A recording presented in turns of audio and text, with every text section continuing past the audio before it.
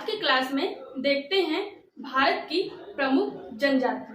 तो जनजाति पढ़ने से पहले जान लेते हैं आखिर जनजाति होती क्या है, किसे कहते हैं जनजाति।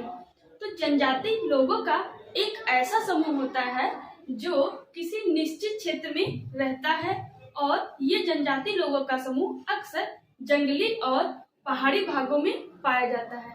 जनजाति लोगों के समूह का एक अपना भाषा होता है, अपनी रीति रिवाज होती है, अपना कल्चर होता है और अपनी परंपराएं होती है। ये लोग अपना जीवन पूर्णतः अपनी परंपराओं और कल्चर के हिसाब से ही जीना पसंद करते हैं। इनके जीवन पे वर्तमान जीवन का कोई असर नहीं पड़ता है, न तो ये लोग स्वीकार करते हैं कि वर्तमान के हिसाब से हमारे जीवन में कोई परिवर्तन हो या फिर कोई आके हमारे परंपराओं में वर्तमान के जीवन के हिसाब से हस्तक्षेप करे। तो आई होप आपको समझ में आया होगा कि जनजाति किसे कहते हैं, क्या होती है जनजाति। तो जनजाति से जुड़े कुछ मुख्य पॉइंट जान लेते हैं। तो हमारे भारत में कुल 550 प्रकार की जनजातियां पाई जाती हैं। इन 550 प्रकार की जनजातियों को दो भागों में बांटा गया है। पहला एससी, दूसरा एसटी में। एससी को हिंदी में अनुसूचित जाति कहते हैं, एसटी को अनुसूचित जनजाति कहते हैं। जो हमारे भारत की कुल जनसंख्या है उसका 16% हमारी एससी जनसंख्या पाई जाती है और हमारी कुल जनसंख्या का 8.5% जो जनसंख्या पाई जाती है वो एसटी कैटेगरी की पाई जाती है।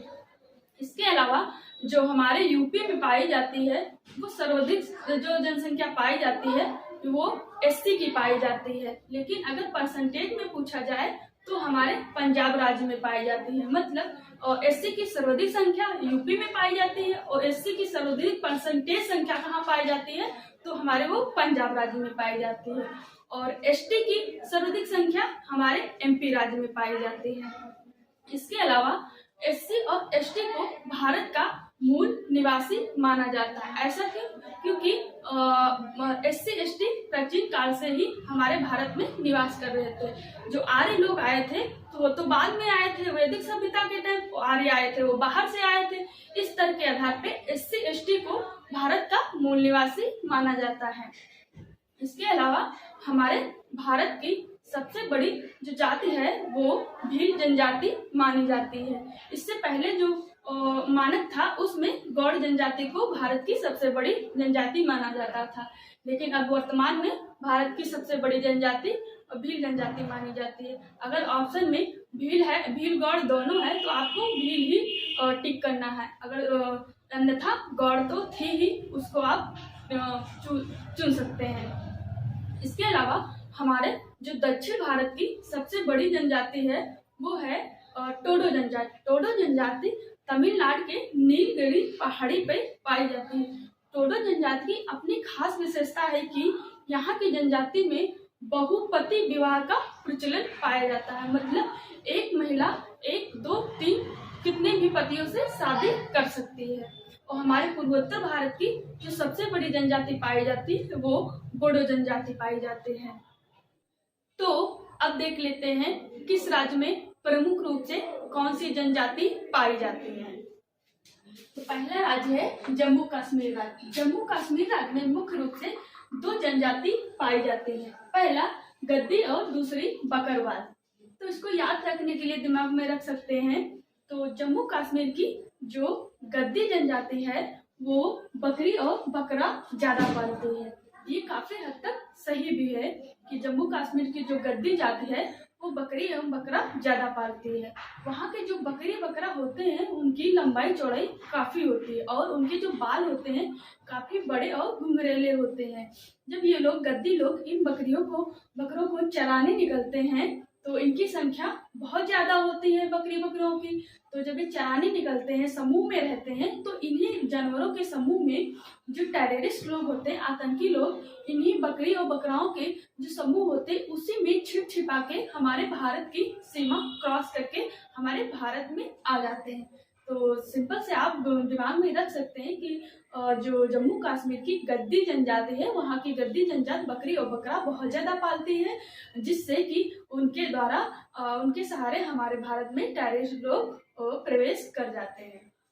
दूसरा राज्य है गुजरात राज्य। गुजरात राज्य में जो जनजाति पाई जाती है मुख्य रूप से भील जनजात, बंजारा, कोली, टोलिया, पटोलिया और डाफर। तो भील जनजाति आप जान ही रहे हैं कि भील जनजात प्रेजेंट टाइम में हमारे भारत की सबसे बड़ी जनजाति है। इससे पहले गौड़ थी, लेकिन प्रेजेंट टाइम में जो है सबसे बड़ी जनजाति भारत की वो भील जनजाति है। दूसरी जनजाति है बंजारा जनजाति। बंजारा जनजाति अपनी विशेषता है कि इनका कोई मूल निवास स्थान या आवास घर नहीं होता है। ये इनका जो जीवन होता है एक घुमक्कड़ी जीवन रहता है। ये कहीं भी जाते हैं 2-3 दिन रुकते हैं, खाते कमाते मांगते हैं और फिर 2-3 दिन के बाद अपना झोला झंटा उठाते हैं, फिर आगे बढ़ते हैं। इनका जीवन ऐसे ही घुमक्कड़ी जीवन चला करता है। आगे जो जनजाति है कोली, टोलिया, पटोलिया और डाफर, इनको एक रट्टे में याद कर सकते हैं आप। रट्टा मार ही याद करना ज्यादा बेटर लगता है कि जैसे कि टोलिया, पटोलिया, डाफर और कोली, या फिर कोली, टोलिया, पटोलिया और डाफर, नहीं तो टोलिया, पटोलिया, डाफर और कोली, आप रट्टे में इनको याद कर सकते हैं। दूसरा राज्य है तीसरा राज्य है राजस्थान।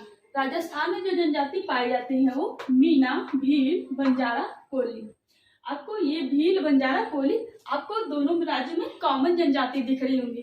तो इसका रीजन ये है कि हमारे गुजरात और जो राजस्थान की सीमा है वो आपस में टच करती है। तो इसको समझने के लिए जैसे कि हमारे उत्तर प्रदेश है, उत्तर प्रदेश का जो पूर्वांचल का बलिया जिला ले लीजिए। बलिया जिला जो है उसका कल्चर बिहार से बहुत ज्यादा मैच करता है, क्योंकि जो बलिया के लोग हैं उनकी शादी आराम से बिहार से सटे हुए जो गांव जिले हैं उनकी शादी हो जाती है। बिहार के जिलों की शादी सटे वाले बलिया से हो जाती है, बलिया वाले लोगों की शादी बिहार वाले सटे बॉर्डर से हो जाती है, डिस्ट्रिक्ट से हो जाती है। इस वजह से जब शादी हो जाती है तो आना जाना और निवास स्थान भी चेंज हो जाता है। तो कल्चर और रहन सहन काफी हमारा बलिया वाले लोगों का और बिहार वाले लोगों का मिलता जुलता है। इस कारण हमारी जनजातियां का विस्तार हो जाता है अदर राज्य और डिस्ट्रिक्ट में। तो जो राजस्थान की ये मीना जनजाति है, मीना जनजाति की एक प्रमुख अपनी विशेषता है कि ये राजस्थान की मीना जनजाति एजुकेशन के मामले में बहुत आगे निकल गई है।